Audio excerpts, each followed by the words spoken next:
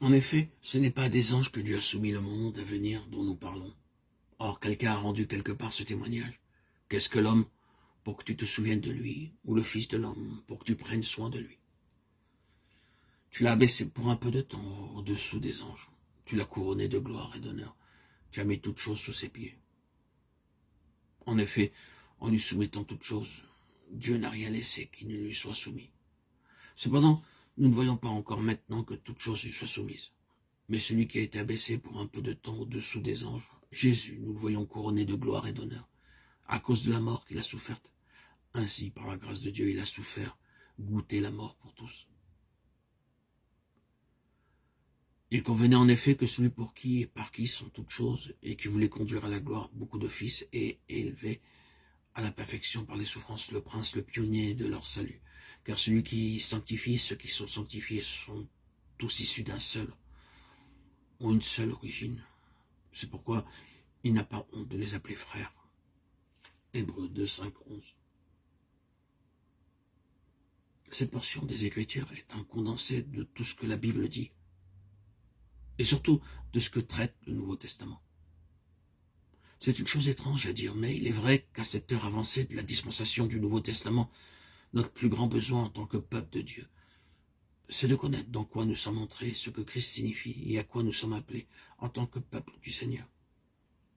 Ce besoin a plusieurs aspects.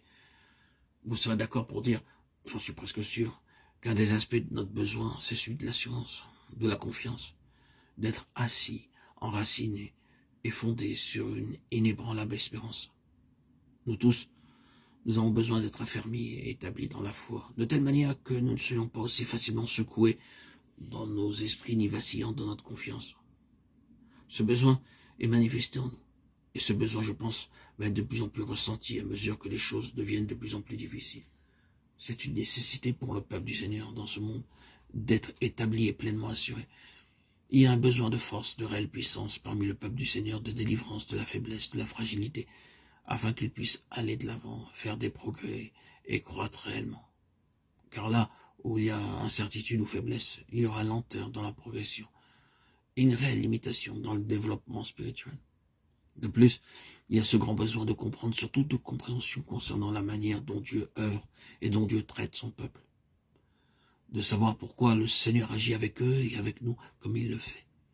Il y a ce besoin de saisir la manière de faire du Seigneur et de comprendre les œuvres du Seigneur qui sont si étranges et souvent si difficiles à discerner pour nous. Ce sont des aspects du grand besoin que nous ressentons tous. Ce passage de l'Écriture est une déclaration condensée qui va au cœur même de ce besoin. Il nous ramène à l'infinie merveille et au mystère de l'incarnation. Si nous pouvions saisir la signification de l'incarnation, Dieu manifesté dans la chair, nous aurions alors une réponse à toutes nos questions et notre besoin sous ces diverses formes serait satisfait.